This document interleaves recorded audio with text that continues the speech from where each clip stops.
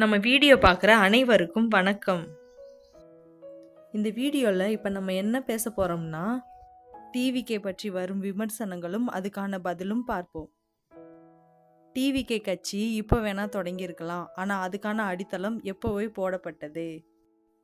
அது எப்போனா ஜூலை 2009 ரசிகர் மன்றத்தை கலைச்சிட்டு விஜய் மக்கள் இயக்கமாக உருவாக்கினார் தளபதி. அது மட்டும் இல்லாமல் நிறைய நலத்திட்டங்கள் விஜய் மக்கள் இயக்கம் சார்பாக செய்யப்பட்டது. உதாரணத்திற்கு எஜுகேஷன் ட்ரஸ்ட், நூலகம், பிளட் டொனேஷன் பண்ணுறது, கண்தானம் பண்ணுறது, விலையில்லா விருந்தகம் மற்றும் இலவச சட்ட மையம் போன்ற பல நலத்திட்டங்கள் விஜய் மக்கள் இயக்கம் சார்பாக செய்யப்பட்டு வந்திருந்தது. அப்படி இருக்கும்போது தான் விஜய் மக்கள் இயக்கம் சார்பாக 2021 உள்ளாட்சி தேர்தலில் தளபதி விஜய் ஆசியோட போட்டியிட்டாங்க நிர்வாகிகள். அதில் 115 பேர் வெற்றி பெற்று தளபதியை சந்திச்சாங்க. அக்டோபர் 15, 2021 அவர்களை சந்திச்சு ஆலோசனையும் சொன்னார் தளபதி விஜய். இந்த நிலையில தமிழக வெற்றி கழகத்தை பிப்ரவரி 2, 2024 தொடங்கினார் தளபதி விஜய்.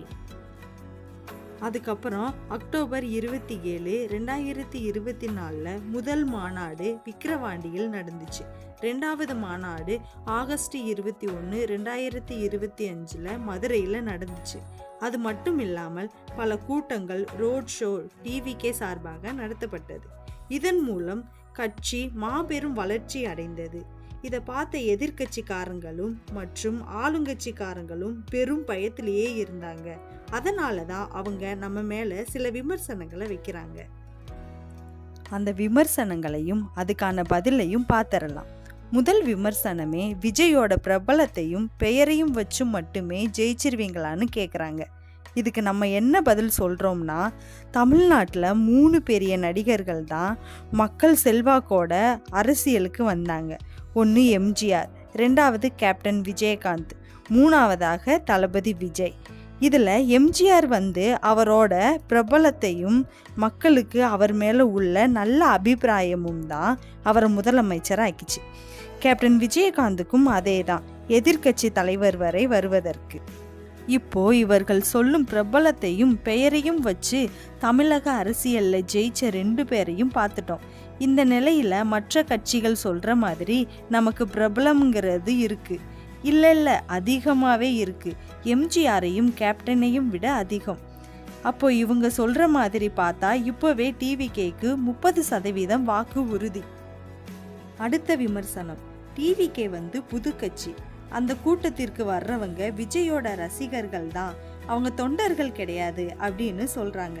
இதுக்கு நம்ம என்ன சொல்ல போகிறோம்னா, டிவிக்கு புது கட்சி தான், ஆனால் தமிழ்நாட்டில் யாருக்கும் தெரியாத கட்சி இல்லை. சொல்லப்போனால் இந்தியாவுக்கே தெரியும். நாங்கள் கட்சியை எடுத்துகிட்டு போய் மக்கள்கிட்ட சேர்த்துட்டோம்.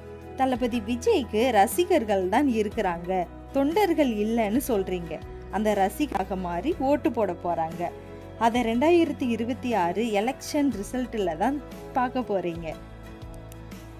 விஜய் மற்றும் டிவிகேயோட பலத்தை.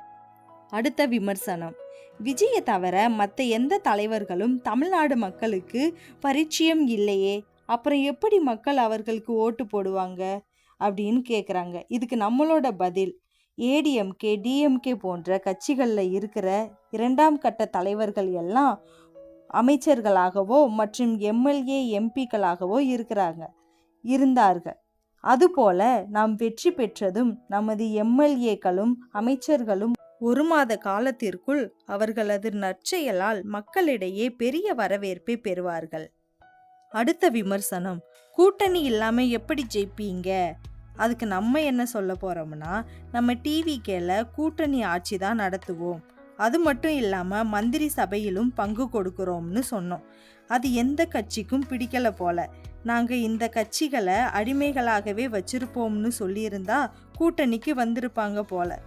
இப்போ நம்மளோட நிலைப்பாடு என்னன்னா, 2016 அம்மையார் ஜெயலலிதா எப்படி 234 தொகுதியிலும் அந்த கட்சி சின்னமாக இரட்டலையை வச்சு ஜெயிச்சு முதலமைச்சரானாங்களோ, அதுபோலவே 10 வருஷம் கழிச்சு 234 தொகுதியிலும் விசில் சின்னத்தை வச்சு தளபதி விஜய் தலைமையில் ஆட்சி அமைப்போம். இது போன்ற வீடியோக்கள் 2026 எலெக்ஷன் குறித்த செய்திகள் நமது சேனலில் ஒளிபரப்பாகும். உங்களுக்கு ஏதேனும் விமர்சனங்களோ கேள்விகளோ இருந்தால் கமெண்ட்ல சொல்லுங்க. அப்படியே உங்களோட ஓட்டு யாருக்குன்னு சொல்லிட்டு போயிருங்க. நன்றி, வணக்கம்.